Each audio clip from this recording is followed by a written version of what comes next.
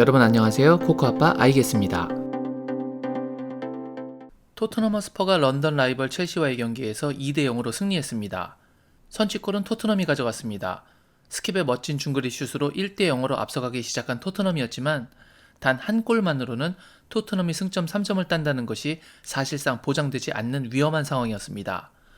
그런데 분명 승리를 위해서 추가 득점이 필요한 상황인데도 스텔리니 코치를 앞세운 콘테는 손흥민을 조기에 투입하지 않았습니다. 그렇다고 손흥민 선수 없이 골이 나왔던 것도 아니었습니다. 역습 상황에서 좋은 전개는 여러 번 나왔지만 그것을 마무리시켜줄 수 있는 공격수가 부재한 상황이었습니다. 그렇게 계속해서 추가골이 터지지 않자 79분에 스텔리니 코치는 손흥민을 교체 투입해 넣었습니다. 그리고 그가 투입되자 손흥민의 코너킥을 기점으로 드디어 추가 득점이 나오며 안정적으로 승리할 수 있었습니다. 하지만 손흥민에게 79분 투입이라는 것은 손흥민이 직접 득점을 하기에는 물리적으로 너무 부족한 시간이었습니다. 결국 결정적인 코너킥 하나로 만족해야 했죠. 79분. 두 경기 연속 벤치에 있는 것도 받아들이기 힘들 텐데 더 마음이 상하는 건 투입된 시간대가 너무 불쾌한 시간대였다는 것입니다. 오늘은 이 79분 투입에 대한 이야기를 해보려고 합니다. 그럼 그 이야기 바로 시작하겠습니다. 우선 몇 가지 우려되는 부분 중 하나는 10분씩 늦춰지고 있는 교체 투입 시간입니다. 이번 시즌 손흥민 선수가 리그에서 첫 번째로 교체 투입되었던 경기는 8라운드였던 레스터전이었습니다.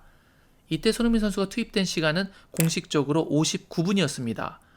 그리고 교체 대상은 히샬리송이었죠. 손흥민 선수가 활약할 수 있는 시간대가 최소 30분은 보장되어 있었던 상황이었습니다. 그리고 손흥민 선수는 그 경기에서 보란듯이 해트트릭을 달성했습니다. 그 다음 교체는 바로 지난 경기였던 웨스트햄전이었습니다. 그리고 그 경기에서는 첫 번째 교체 투입이었던 레스터전보다 약 10분 정도 늦춰진 68분에 투입이 되었습니다. 마찬가지로 교체 투입 대상은 히샬리송이었습니다. 레스터전보다 뛸 수 있는 시간이 10분 정도 줄어든 20분대였는데요. 여기서도 어렵지만 손흥민 선수는 믿기지 않을 정도로 한 골을 넣었습니다. 사실 20분 안에 득점한 것이 오히려 대단한 것이었죠.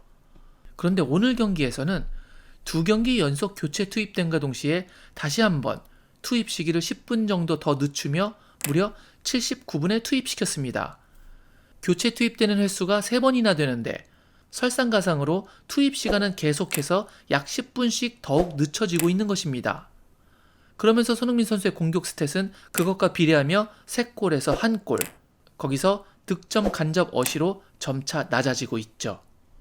손흥민 선수의 교체 타이밍이 점차 지연되고 있는 것은 오히려 손흥민 선수의 공격 생산력도 같이 떨어뜨리고 있는 것입니다. 손흥민 선수의 공격 생산 능력을 떨어뜨리면 토트넘 입장에서는 좋을 것이 없습니다. 그 잃어버린 공격 생산력을 현재 클루셉스키나 히샬리송이 채워주지 못하고 있기 때문입니다. 그나마 다행스럽게도 에메르송 또는 스킵 같은 미드필더들이 메꿔주고 있는 상황이죠.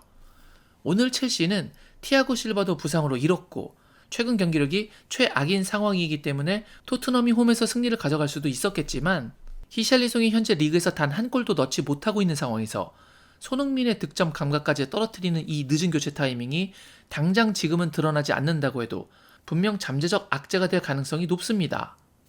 저는 이 경기에서 1대0으로 아슬아슬한 리드를 지키는 상황 속에서도 손흥민을 빨리 투입하지 않자 혹시 오늘 경기를 한 골차로 굳히려는 것인가? 라는 생각이 들었습니다.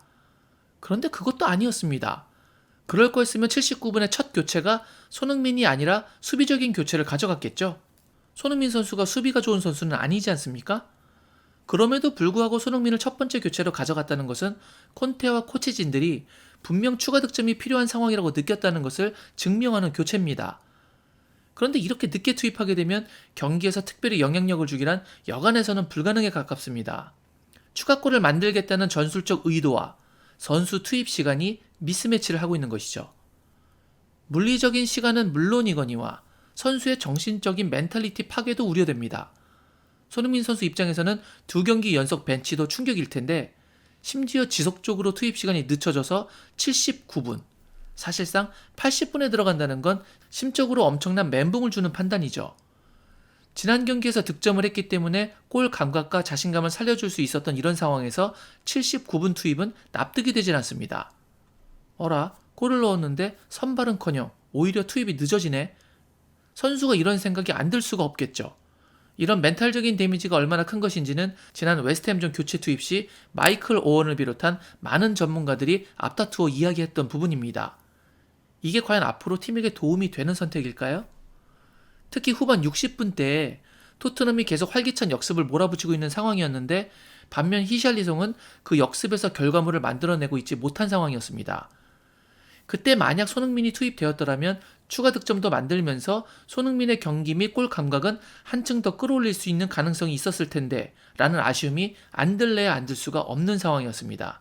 토트넘은 지난 챔피언스리그 16강 1차전에서 AC 밀란에게 0대1로 패배했습니다. 8강 진출을 위해서는 반드시 2골 이상이 필요합니다. 그런데 계속해서 골을 넣지 못하는 히샬리송을 79분을 뛰게 하고 교체로라도 시간을 충분히 주면 득점을 하는 손흥민의 플레이 타임을 오히려 점차 줄이면서 감각을 고사시켜 나간다는 것은 실로 납득하기 쉽지 않습니다.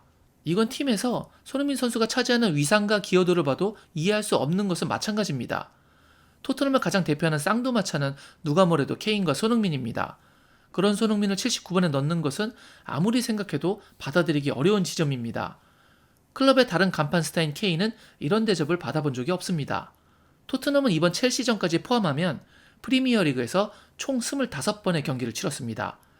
여기서 그중 손흥민 선수는 안하골절로 단 2경기를 뛸 수 없었기에 23경기를 소화하며 총 5골과 2개의 어시스트를 기록했습니다. 그렇다면 과연 케인은 부진했던 지난 시즌 손흥민이 지금 비난받고 있는 5개의 골을 몇 경기 만에 넣었을까요? 손흥민 선수보다 단 2경기 적은 21경기입니다. 21경기 동안 손흥민 선수와 똑같이 5골을 넣었고 공교롭게도 똑같이 2개의 어시스트를 기록했습니다. 사실상 골을 넣는 것이 가장 주 임무인 케인이 21경기 동안 5골을 넣었다는 것은 보는 시각에 따라서 더욱 부진한 기록일 수도 있습니다. 그럼 부진하다는 이유로 손흥민 선수처럼 3번은 아니더라도 단 한 번이라도 교체 투입된 적은 있었을까요? 아니요. 단 한 번도 없습니다.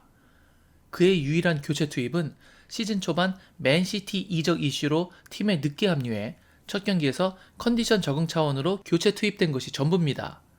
그 이후로 모든 경기에서 선발로 뛰었습니다.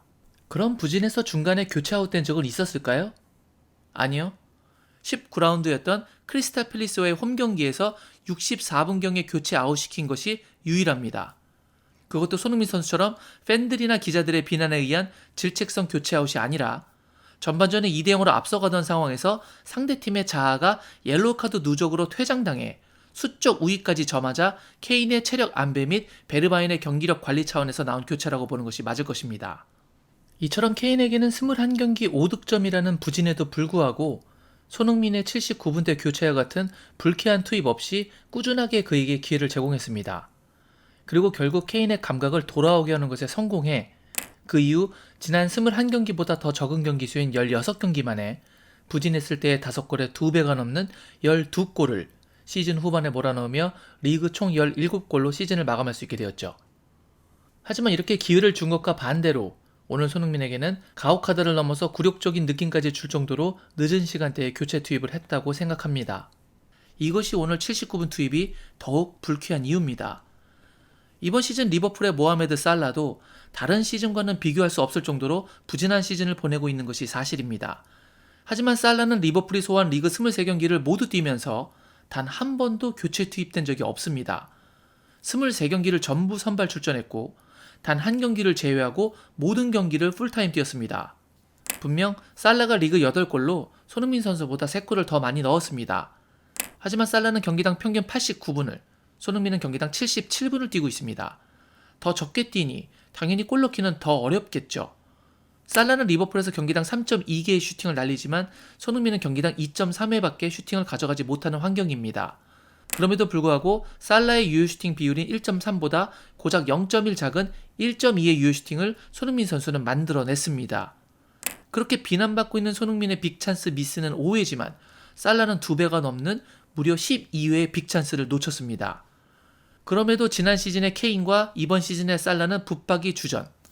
반대로 손흥민은 79분 교체 투입. 그리고 그를 대체했던 히샬리송은 계속해서 무득점. 이건 뭘까요?